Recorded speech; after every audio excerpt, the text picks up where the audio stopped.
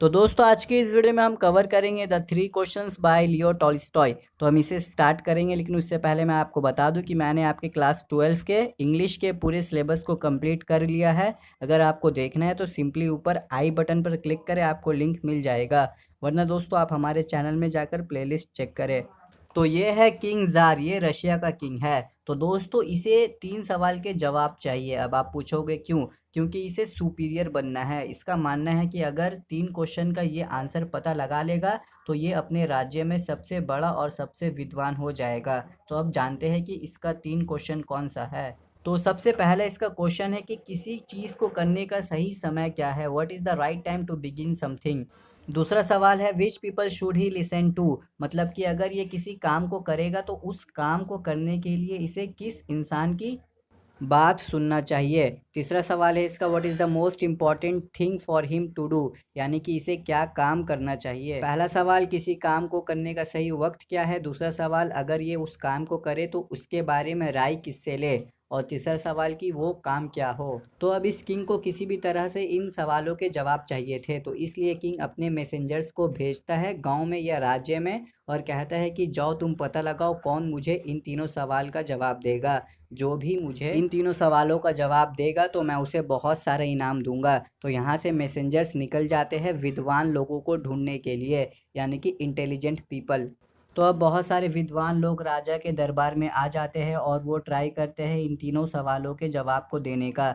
तो तीनों सवाल के बहुत ही डिफरेंट डिफरेंट आंसर्स मिलते हैं। तो इसलिए राजा किसी के आंसर से भी सेटिस्फाई नहीं होते और ये किसी को भी इनाम नहीं देते। तो अब ये राजा डिसाइड करता है कि ये इन तीनों सवालों के जवाब के लिए एक हर्मिट यानी कि एक साधु को ढूंढेगा। तो इसलिए किंग पता लगाता है एक साधु के बारे में जो कि जंगल में रहता है। तो अब किंग ने इसके बारे में पता लगा लिया, लेकिन यहाँ पर प्रॉब्लम ये है कि ये जो साधु है ये सिर्फ उन लोगों से मिलता है जो कि ऑर्डिनरी हो, यानी कि जो आम आदमी हो। तो किंग क्या करता है, किंग इससे मिलने से जाने से पहले ऑर्डिनरी क्लोथ्स यानी कि आम कपड़ा पहन लेता है और ये अपने घोड़े को भी साथ में नहीं लेकर जाता। तो अब ये किंग पहुंच चुका है इस हर्मिट के झोपड़ी के पास। यहाँ पर आकर किंग देखते हैं कि ये हर्मिट बहुत ही वीक और फ्रेल है, यानी कि ये कमज़ोर है और ये पतला दुबला है। और ये हर्मिट अभी यहाँ पर डिगिंग यानी कि खुदाई कर रहा है, और ये खुदाई कर रहा है स्पेड से यानी कि कुदाल से। हर्मिट जैसे ही इस इंसान को देखता है तो हर्मिट को ज़रा सा भी नहीं लगता है कि ये किंग है। तो हर्मिट को ये लगता है ये ज़रूर कोई ऑर्डिनरी यानी कि कोई नॉर्मल पीपल है। तो इसलिए हर्मिट अब इस इंसान को, मैं इसे दोस्तों किंग ही बोलता हूँ, तो हर्मिट इसे ग्रीटिंग्स देता है यानी कि हाय हेलो करता है। और अब किंग हर्मिट से अपने तीनों सवालों के जवाब पूछता है, लेकिन सवालों को सुनने के बाद हर्मिट कोई भी आंसर नहीं देता और ये फिर से डिगिंग यानी कि खुदाई स्टार्ट कर देता है। तो कुछ देर के बाद किंग देखता है कि ये पतला दुबला हर्मिट बहुत ही थक चुका है खुदाई कर कर कर। तो अब किंग कहता है लाओ मुझे ये कुदाल दे दो, मैं खोदता हूँ। तो अब ये हर्मिट जाकर एक जगह पर कोने में बैठ जाता है और किंग अभी खुदाई कर रहा है। 2 बेड्स खोदने के बाद किंग रुक जाता है और ये हर्मिट से अपना सवाल फिर से पूछता है, लेकिन आंसर अब भी इसे नहीं मिला। तो किंग फिर से डिगिंग स्टार्ट कर देता है। अब हर्मिट किंग को कहता है कि तुम थक चुके होगे डिगिंग करते करते, लाओ कुदाल मुझे दो, अब मैं डिगिंग करता हूँ। लेकिन किंग नहीं सुनता, किंग खुद से डिगिंग करते रहता है। तो दोस्तों ऐसे करते करते 2 घंटे बीत गए। अब सूरज डूबने वाला है तो किंग लास्ट टाइम इस हर्मिट से पूछता है अगर आप मेरे सवालों का जवाब नहीं देना चाहते तो आप मुझे सिंपली कह दीजिए, मैं यहाँ से चला जाऊँगा। तो दोस्तों इसी वक्त एक बियर्डेड मैन मतलब एक दाढ़ी वाला इंसान दौड़ कर आ रहा है इन दोनों के पास। और इस दाढ़ी वाले के इंसान के स्टोमक में यानी कि इसके पेट में चोट लगा है और वहाँ से ब्लीडिंग हो रहा है। तो ये बियर्डेड मैन दौड़ दौड़ कर आता है किंग और हर्मिट के पास और यहाँ पर आकर ये गिर जाता है। ये दोनों देखते हैं कि ये इंसान पूरी तरह से ज़ख्मी है और इसके पेट से बहुत खून बह रहा है। तो अब ये दोनों मिलकर पहले इसके खून को साफ़ करते हैं हैंडकरचीफ से। तो कुछ हद तक खून निकलना बंद हो गया, लेकिन फिर भी ये पूरा ठीक नहीं हुआ।